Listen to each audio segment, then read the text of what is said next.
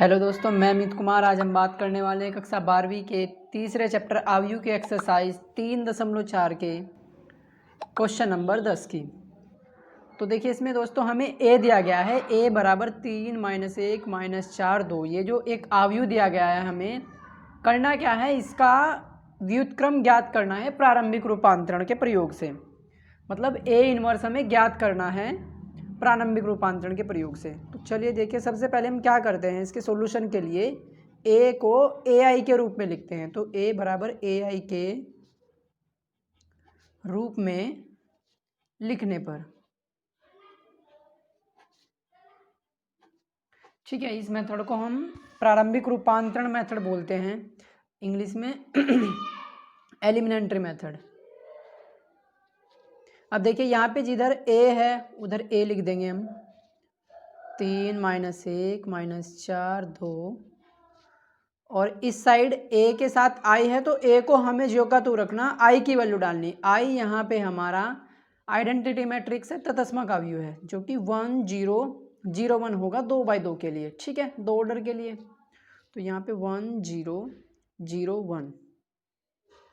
अब हमें करना क्या है, इसमें ए का इन्वर्स ज्ञात करने के लिए ये जो इधरले वाला मैट्रिक्स है जो हमने ए लिखा था, इसे आइडेंटिटी मैट्रिक्स यानी इस फॉर्म में चेंज करना है। इसको 1, इसको 0, इसको 0 और इसको 1 बनाना है, ठीक है। तो सबसे पहले हम इसको 0 बनाते हैं, -4 को। इसके लिए तो हमें -4 को 3 की हेल्प से 0 बनाना है, ठीक है। इसके लिए ना, इसमें जब लगाएंगे इसको 0 बनाने के लिए, तो इसकी हेल्प से बनाना है। तो -4 को 3 की हेल्प से 0 बनाना है, तो क्या कर सकते हैं हम, अगर मैं इसमें 4 से मल्टीप्लाई करूं और इसमें 3 से मल्टीप्लाई कर दूं -4 में, और दोनों को जोड़ दूं, तो ये 3 चौक 12 -12 + 12 0 हो जाएगा, ठीक है। यहाँ पे जो हमारा 4 है वो ये R2 होता है, और ये R1। जो -4 है वो R2 है, और जो 3 है, ये वाला 3, वो R1 है, ठीक है। और इसके बाद हमने R2 में 3 से मल्टीप्लाई की और R1 में 4 से मल्टीप्लाई की और जोड़ दिया दोनों को, ठीक है। तो ये हमारा ऑपरेशन बन गया। अब देखिए हमें -4 को 0 करना है, जो कि R2 का एलिमेंट है, तो इसका मतलब R2 में ऑपरेशन लगेगा ये वाला 3R2 + 4R1, ये हमारा ऑपरेशन बन गया, ठीक है दोस्तों। अब ये हमें इसमें अप्लाई कर देना है। तो सबसे पहली बात, ऑपरेशन R2 में लग रहा है, इसका मतलब R1 में कोई चेंज नहीं होना, तो R1 जू का तो लिख दो 3 - 1, इसका भी और इसका भी R1 जो का तो लिख दो, क्योंकि इनमें कोई चेंज नहीं होना, केवल R2 में चेंज होगा। अब देखिए यहाँ पे -4 को 0 बनाने के लिए तो हमने ऑपरेशन ही बनाया, तो इसका मतलब ये तो 0 हो गया। अब इसके बाद जब इसमें लगाएंगे ऑपरेशन, तो यहाँ पे जो हमारा इसके लिए R2 की 3 गुणा R2 हमारा 2 है, 2 + 4 गुणा R1 हमारा -1 है, -1, तो बराबर हो जाएगा ये 6, 3 दूनी 6 और -4 यानी 2। तो ये हमारा वापस फिर से 2 ही आ गया, ठीक है। अब इसके बाद जो हमारा होगा, इसके लिए जब इसके लिए काम करेंगे हम, तो यहाँ पे जो हमारा R2 है, ये R2, ये R1, यहाँ पे जो हमारा R2 है वो 0 है।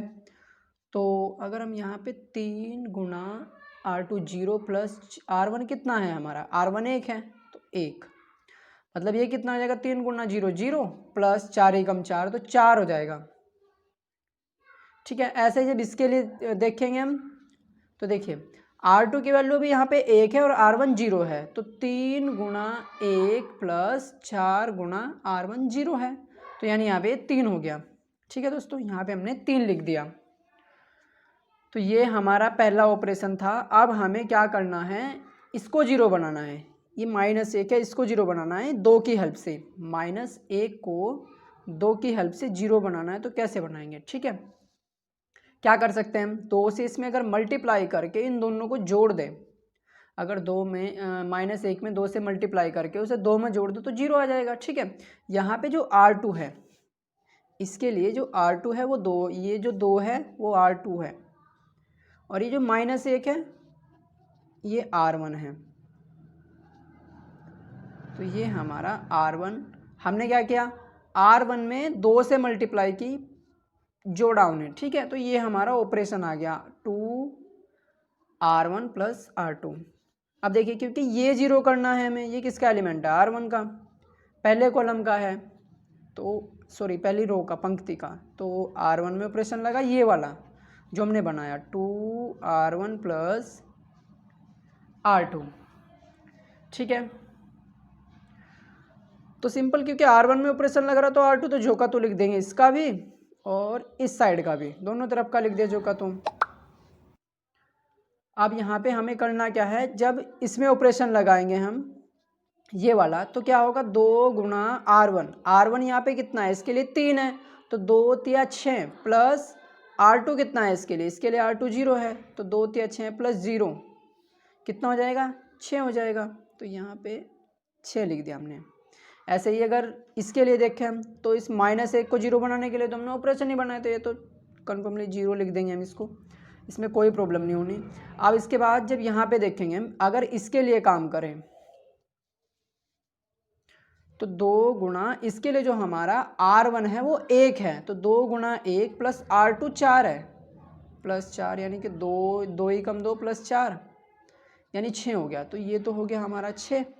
और जब इसके लिए करेंगे तो इसमें जो हमारा R1 है वो 0 है, तो 2 गुणा 0 प्लस जो R2 है वो 3 है, प्लस 3, ठीक है। तो ये हो गया 2 की गुणा 0 में करेंगे 0 प्लस 3, तो 0 प्लस 3 यानी 3 हो गया ये। तो ये हमने यहाँ पे 3 लिख दिया, ठीक है दोस्तों। अब हमारे ये दोनों 0 तो बन गए, ठीक, क्योंकि हमें जो आइडेंटिटी मैट्रिक्स में ऐसा ही तो होता है 1 0 0 1। देखिए ये दोनों तो 0 हो गए हमारे, 0 0, लेकिन अब हमें इस 6 को 1 बनाना है और इस 2 को 1 बनाना है। तो देखिए कैसे कर सकते हैं, अगर मैं इसे 6 से भाग दे दूँ तो क्या हो जाएगा हमारा, अगर मैं इसे 6 से भाग दे दूँ R1 को, तो ये 1 हो जाएगा, क्योंकि 6 को अगर 6 से ही भाग देंगे तो 6 ही कम 6 हो जाएगा। तो R1 को हम 6 से भाग देंगे, ये ऑपरेशन लगेगा, और R2 में यहाँ 2 है, हमें लाना कितना है, 1 लाना है, तो इसका मतलब R2 को हम 2 से भाग दे देंगे, तो R2 को भाग देंगे 2 से, ठीक है दोस्तों। तो चलिए देखिए, जब हम इसको 6 से भाग देंगे तो 6 को जब 6 से भाग देंगे तो 1, 0 को जब 6 से भाग देंगे तो 0/6 ऑलवेज 0 ही होगा। तो ये तो हो गया हमारा 0 बराबर A। यहाँ पे जब इसे 6 से भाग देंगे तो कितना हो जाएगा 1, इसे देंगे तो 1/2, क्योंकि 3/6, 3 से काटेंगे तो ऊपर 3 ही कम 3, नीचे 3 दूनी 6, 1/2 हो जाएगा। ऐसे जब इसे 2 से काटेंगे तो कितना हो जाएगा 4/2, 2 से काटा तो 2 दूनी 4 और 2 ही कम 2, मतलब 2 आ गया, तो ये 2, और 3 को जब 2 से भाग देंगे तो 3/2 हो जाएगा ये। यहाँ पे जब इसे भाग देंगे हम, 0 को 2 से भाग देंगे तो 0, 2 को 2 से भाग देंगे तो 1 हो जाएगा, ठीक है दोस्तों। तो यहाँ पे जो हमारा ये बन गया 1 0 0 1, जो कि हमें चाहिए था, ठीक है।